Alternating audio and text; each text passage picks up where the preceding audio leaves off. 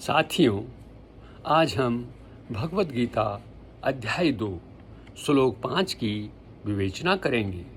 श्लोक 4 में अर्जुन ने कहा कि जो मेरे लिए पूजनीय हैं, जो मेरे लिए आदरणीय हैं, उन पर मैं बाण कैसे चला सकता हूँ, अर्थात मैं उनके साथ युद्ध नहीं कर सकता। लेकिन वहीं दूसरी ओर जो प्रतिपक्ष हैं, जो कौरव हैं, उनके मन में अर्जुन के लिए इस तरह का कोई भी भाव नहीं है और वे अर्जुन के साथ युद्ध करने के लिए तैयार बैठे हुए हैं।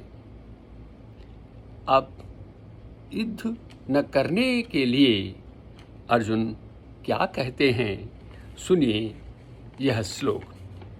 गुरून् हत्वा हि महानुभावान् श्रेयो भोक्तुं वैक्ष्यं पीह लोके हत्वार्थकामांस्तु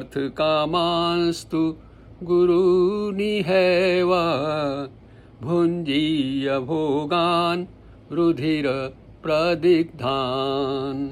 इसका अर्थ है, इन महानुभाव गुरुजनों को न मारकर मैं इस संसार में भिक्षा का अन्न खाना भी कल्याणकारी समझता हूँ, क्योंकि गुरुजनों को मारकर भी मैं इस संसार में खून से सने हुए धन और सुख संबंधी भोगों को ही तो भोगूंगा।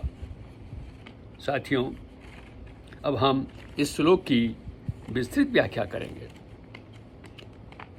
युद्ध दो प्रकार का होता है, वृत्ति फलक और धर्म फलक। वृत्ति फलक युद्ध आजीविका के लिए राज्य लाभ के उद्देश्य से किया जाता है। वहीं दूसरी ओर जो धर्म फलक युद्ध है, वह दुष्टों का दमन करने के लिए, धर्म स्थापित करने के उद्देश्य से किया जाता है। अर्जुन को धर्म फलक युद्ध ही लड़ना है, लेकिन अपनी सोच, मोह, शोक के कारण, शोक के वशीभूत होने के कारण वह इसे धर्म फलक युद्ध मानने में असमर्थ है। उसकी दृष्टि में यह वृत्ति फलक युद्ध ही है। वह कहता है, यदि मैं गुरुजनों को मारता हूँ तो इसके परिणाम में मुझे क्या मिलेगा? वो कहता है, इससे मुझे उनके खून से सना हुआ धन और सुख ही तो मिलेगा, सुख के साधन ही तो मिलेंगे।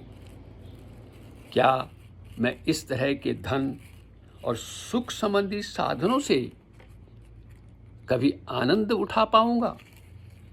ऐसा तो हो ही नहीं सकता है, क्योंकि यह धन, यह सुख संबंधी सारे साधन तो मुझे पाप कर्म करने से ही मिलेंगे ना। तो मैं ऐसा पाप कर्म क्यों करूंगा? गुरुजनों का वध करने वाला तो स्वर्ग में भी उसे कोई स्थान नहीं मिलता है। तो अब प्रश्न उठता है कि अर्जुन अपना जीवन यापन किस तरह से करेंगे? इसके उत्तर में अर्जुन कहते हैं कि मैं अपना जीवन यापन भिक्षा से अन्न ग्रहण कर करूंगा। एक क्षत्रिय के लिए भिक्षा मांगना केवल कठिन कार्य ही नहीं है, बल्कि यह एक निंदनीय कार्य भी है। लेकिन अर्जुन कहते हैं कि यह यद्यपि कठिन है और निंदनीय भी है, लेकिन गुरुजनों के वध की अपेक्षा मेरे लिए यही कार्य कल्याणकारी है। साथियों, यहाँ पर हम गुरुजन का अर्थ भी स्पष्ट करना चाहेंगे। प्रायः हम गुरु से जो अर्थ लेते हैं वह है विद्या गुरु, लेकिन शास्त्रों के अनुसार पिता, ज्येष्ठ भ्राता, राजा, मामा, ससुर, रक्षाकर्ता, नाना, नानी, दादा, दादी, आयु में बड़े आदि सभी को गुरुजन कहा गया है। इसका संदर्भ हमें कूर्म पुराण में भी मिलता है। साथियों, अंत में हम यही कहना चाहेंगे कि जब हमारे सामने कोई बुराई के रूप में ही आएगी तो उसे हम आसानी से पहचान सकते हैं, लेकिन जब कोई अच्छाई हमारे सामने बुराई के रूप में आती है तो उसे पहचानना हमारे लिए कठिन हो जाता है।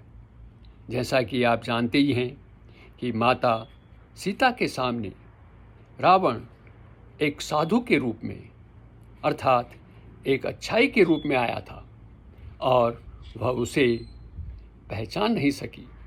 इसी तरह अर्जुन के सामने भी जो युद्ध है, जो हिंसा है और वह उसका त्याग करना चाहता है, जिसे वह भलाई समझता है, तो इस भलाई के रूप में वह अपने कर्तव्य का, अपने स्वधर्म को बुराई मान रहा है।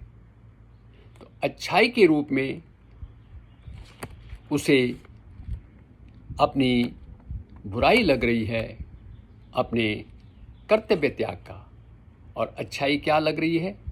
हिंसा का त्याग। यहाँ पर हिंसा का त्याग करना कोई गलत कार्य नहीं है, लेकिन अर्जुन को इन दोनों में से एक चुनना है कि वो हिंसा का त्याग करेगा या अपने कर्तव्य का त्याग करेगा। वो हिंसा का त्याग अच्छाई के रूप में ले रहा है और कर्तव्य का त्याग वह बुराई के रूप में ले रहा है। इसलिए हमें भी यह ध्यान रखना होगा कि हमारे लिए क्या अच्छाई है और क्या बुराई है। इस पर साथियों ज़रूर विचार करें। आपको यह वीडियो कैसे लगा? यदि अच्छा लगा हो तो इसे शेयर करें, लाइक करें और फॉरवर्ड भी करें। वीडियो देखने के लिए आपका बहुत बहुत धन्यवाद।